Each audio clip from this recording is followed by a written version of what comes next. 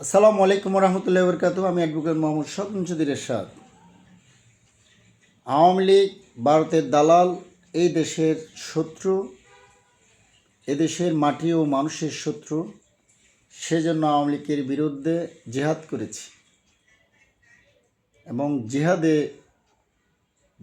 BNP, জামাত জোট সহ আরও অন্যান্য দল, ছাত্র আন্দোলন, বৈষম্য বিরোধী আন্দোলন, এই আন্দোলনে সফলতা আমাদের এসেছে।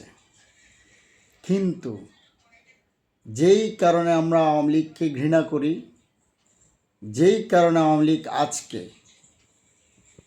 তার দেশান্তর হয়েছে, লাপাত্তা হয়েছে, সেই বিষয়গুলো যদি আর অন্য কোনো দল ধারণ করে, তাহলে আমার রাজনীতি, আমার কণ্ঠ, আমার ইচ্ছা শক্তি একমাত্র আল্লাহর রসুলের স্বার্থে, দেশকে ভালোবেসে, দেশের স্বার্থে, দেশের মানুষের স্বার্থে আমার রাজনীতি। কিন্তু গত 15টি বছর এবং তারও আগে আমরা দেখেছি যারা ভারতের দালাল ছিল তাদের প্রতিনিয়ত পক্ষ নিয়েছেন দিল্লি স্টার এবং প্রথম আলো। কিন্তু আমরা বর্তমানে দেখছি সেই দিল্লি স্টার, প্রথম আলো প্রতিনিয়ত যে কোনো একটি দলের পক্ষে নিচ্ছে। দেশনেত্রী বেগম খালেদা জিয়া, অন্যায়ের সাথে আপোষহীন বেগম খালেদা জিয়া দেশের স্বার্থে যেই নজির স্থাপন করেছেন, দেশের মানুষকে ভালোবেসে যে নজির স্থাপন করেছেন, এই প্রথম আলো এবং দিল্লি স্টার প্রতিনিয়ত বেগম খালেদা জিয়ার বিরুদ্ধে তারা পত্রিকাতে অগণিত নিউজ করেছেন, মিথ্যাচার করেছেন।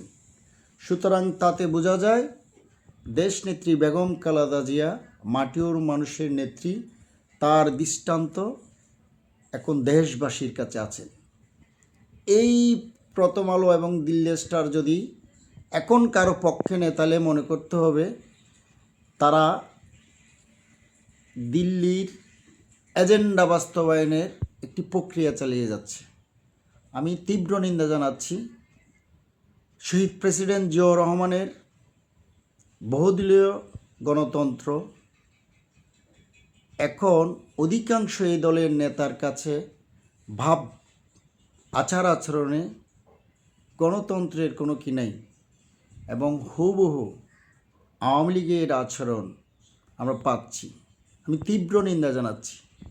সালামু আলাইকুম রহমতুল্লাহ বরকাতুহু।